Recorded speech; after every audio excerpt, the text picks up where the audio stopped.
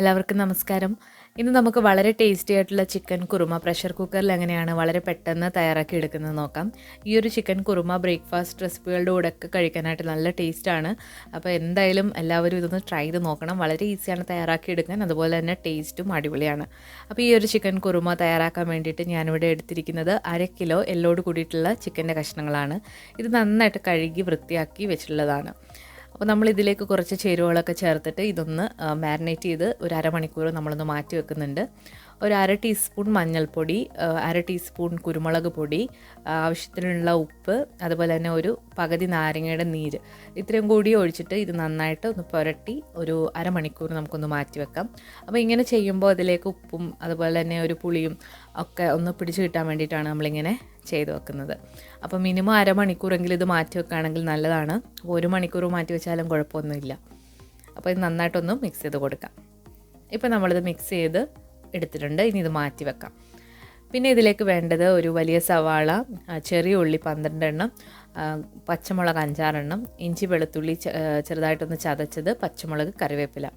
ഇനി നമ്മളിത് പ്രഷർ കുക്കറിലാണ് ചെയ്തെടുക്കുന്നത്. അതിലേക്കൊരു 2 ടേബിൾ സ്പൂണോളം വെളിച്ചെണ്ണ ഒഴിച്ചു കൊടുത്തിട്ടുണ്ട്. വെളിച്ചെണ്ണ ഒന്ന് ചൂടായി വരുമ്പോഴത്തേക്ക് നമ്മൾ അരിഞ്ഞു വെച്ചിരിക്കുന്ന സവാളയും ചെറിയ ഉള്ളിയും ഇട്ട് കൊടുക്കാം. ഇതിലേക്ക് ആവശ്യത്തിനുള്ള ഉപ്പ് കൂടി ഇട്ട് കൊടുത്തിട്ട് നന്നായിട്ടൊന്ന് വഴറ്റിയെടുക്കണം. അപ്പോൾ ഇതിലേക്ക് നമ്മളിപ്പോൾ എരിവിന് വേണ്ടിയിട്ടുള്ള പച്ചമുളക് കൂടി ചേർത്ത് കൊടുക്കുന്നുണ്ട്. ഞാനിവിടെ ഒരു 5 പച്ചമുളകാണ് എടുത്തിട്ടുള്ളത്. ഇത് അത്യാവശ്യം എരിവുള്ള പച്ചമുളകാണ്. ഇനി ഇതിലേക്ക് നല്ല ഫ്രഷ് ആയിട്ടുള്ള കറിവേപ്പില ഇട്ട് കൊടുത്തു. അപ്പോൾ ഇനി ഇത് നന്നായിട്ടൊന്ന് വഴറ്റിയെടുക്കാം. ഇപ്പോൾ നമ്മുടെ ഉള്ളിയൊക്കെ നന്നായിട്ടൊന്ന് വഴണ്ട് വന്നിട്ടുണ്ട്. ഇനി ഇതിലേക്ക് നമുക്ക് കുറച്ച് സ്പൈസസ് ചേർത്ത് കൊടുക്കാം. അപ്പോൾ ഞാനിവിടെ ഒരു 3 ഏലക്ക ഒന്ന് ചതച്ചതാണ്, അത് ചേർത്ത് കൊടുത്തു. അതുപോലെ തന്നെ ഒരു ചെറിയ കഷ്ണം പട്ട 2ആയിട്ട് മുറിച്ചത്, പിന്നെ ചേർത്ത് കൊടുക്കുന്നത് ഗ്രാമ്പുവാണ്, അത് 2 എണ്ണം ചേർത്ത് കൊടുത്തിട്ടുണ്ട്. അപ്പോൾ അതുകൂടി ചേർത്തിട്ട് നന്നായിട്ട് ഒന്ന് ഇളക്കി കൊടുക്കാം. ഇപ്പോൾ നമ്മുടെ ഉള്ളിയൊക്കെ നന്നായിട്ടൊന്ന് വാടി വന്നു കഴിഞ്ഞാൽ ഇതിലേക്ക് വളരെ പൊടിയായിട്ട് അരിഞ്ഞതോ അല്ലെങ്കിൽ ചതച്ചതോ ആയിട്ടുള്ള ഇഞ്ചിയും വെളുത്തുള്ളിയും ചേർത്ത് കൊടുത്തു. ഒരു ചെറിയ കഷ്ണം ഇഞ്ചിയും 3-4 അല്ലി വെളുത്തുള്ളിയാണ് ഇവിടെ എടുത്തിട്ടുള്ളത്. 3-4 എന്ന് പറയുന്നത് വലിയ അല്ലി വെളുത്തുള്ളിയാണ് ഞാൻ എടുത്തിട്ടുള്ളത്. അപ്പോൾ അതിനനുസരിച്ച് നിങ്ങൾ ചേർത്ത് കൊടുക്കുക. അതൊന്ന് പച്ചമണം മാറി വന്നു കഴിഞ്ഞാൽ ഇതിലേക്ക് 2 ടീസ്പൂൺ മല്ലിപ്പൊടിയാണ് ചേർത്ത് കൊടുക്കുന്നത്. അതോടൊപ്പം തന്നെ ഒരു 1/2 ടീസ്പൂൺ വീട്ടിൽ തന്നെ പൊടിച്ച ഗരം മസാലയും ചേർത്ത് കൊടുത്തിട്ടുണ്ട്. ഇനി അത് ചേർത്തിട്ട് ആ മല്ലിപ്പൊടിയുടെ പച്ചക്കുത്ത് നന്നായിട്ടൊന്ന് മാറ്റിയെടുക്കുക. ഇപ്പോൾ മല്ലിപ്പൊടിയുടെ പച്ചക്കുത്തൊക്കെ നന്നായിട്ട് മാറി വന്നിട്ടുണ്ട്. ഇനി ഇതിലേക്ക് നമ്മൾ നേരത്തെ തന്നെ പുരട്ടി വെച്ചിരിക്കുന്ന ചിക്കൻ്റെ കഷ്ണങ്ങൾ ഇട്ട് കൊടുക്കുക. അപ്പോൾ ഈ ചിക്കൻ്റെ കഷ്ണങ്ങൾ ഇട്ട് കൊടുത്തിട്ട് നന്നായിട്ട് ഇതൊന്ന് ഇളക്കി യോജിപ്പിക്കുക.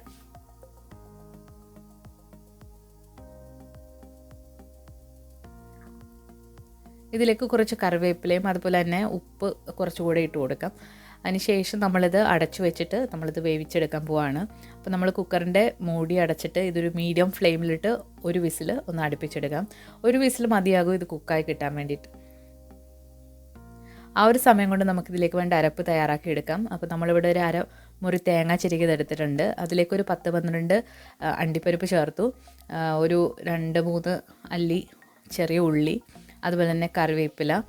പിന്നെ ഇതിലേക്ക് വേണ്ട മെയിൻ ഇൻഗ്രീഡിയൻ്റ് എന്ന് പറയുന്നത് പെരിഞ്ജീരകത്തിൻ്റെ പൊടിയോ അല്ലെങ്കിൽ പെരിഞ്ജീരകമാണ്. അപ്പോൾ അത് 1/2 ടീസ്പൂൺ എടുത്തിട്ടുണ്ട്. അതെന്തായാലും ചേർത്ത് കൊടുക്കണം. ഇനി ഇതിലേക്ക് ഒരു 1/2 കപ്പ് വെള്ളം കൂടി ഒഴിച്ചിട്ട് നല്ല പേസ്റ്റ് പോലെ നമുക്കൊന്ന് അരച്ചെടുക്കാം.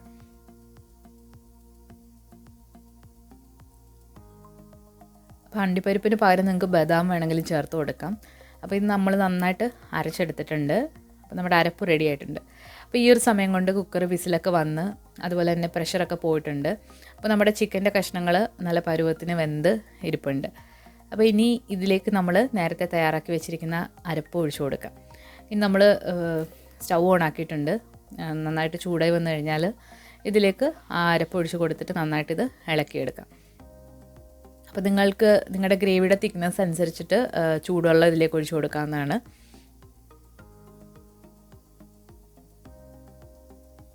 അപ്പോൾ ഈ ഒരു അരപ്പ് ഇതിലേക്ക് നന്നായിട്ട് ഇളക്കി യോജിപ്പിക്കുക. അതിനുശേഷം നമ്മളിത് ഈ ഒരു അരപ്പ് ഇട്ടിട്ട് തിളപ്പിച്ചെടുക്കുന്നുണ്ട്. അപ്പോൾ തേങ്ങാപ്പാൽ ഒഴിക്കുമ്പോൾ നമ്മളങ്ങനെ തിളപ്പിക്കാറില്ല, പക്ഷേ ഇത് അരപ്പായതുകൊണ്ട് നമ്മളിത് നന്നായിട്ട് തിളപ്പിച്ചെടുക്കുന്നുണ്ട്. ആവശ്യത്തിനുള്ള ഉപ്പ് കൂടി നോക്കിയിട്ട് ചേർത്ത് കൊടുക്കുക. ഇതിപ്പോൾ നന്നായിട്ട് തിള വന്നിട്ടുണ്ട്. ഇനി ഇതിലേക്ക് കുറച്ചുകൂടി കുരുമുളക് പൊടി ഇട്ട് കൊടുത്തിട്ടുണ്ട്. ഞാനിവിടെ വൈറ്റ് പെപ്പർ പൗഡറാണ് എടുത്തിട്ടുള്ളത്. അപ്പോൾ എരിവ് അനുസരിച്ചിട്ട് നിങ്ങൾക്ക് അവസാനം ചേർത്ത് കൊടുക്കാം. അപ്പോൾ നമ്മുടെ കറി റെഡി ആയിട്ടുണ്ടായിരുന്നു. അപ്പോൾ ഇനി നമ്മൾ ഇതിലേക്ക് വേണ്ട കടുക് താളിച്ചിടുകയാണ്.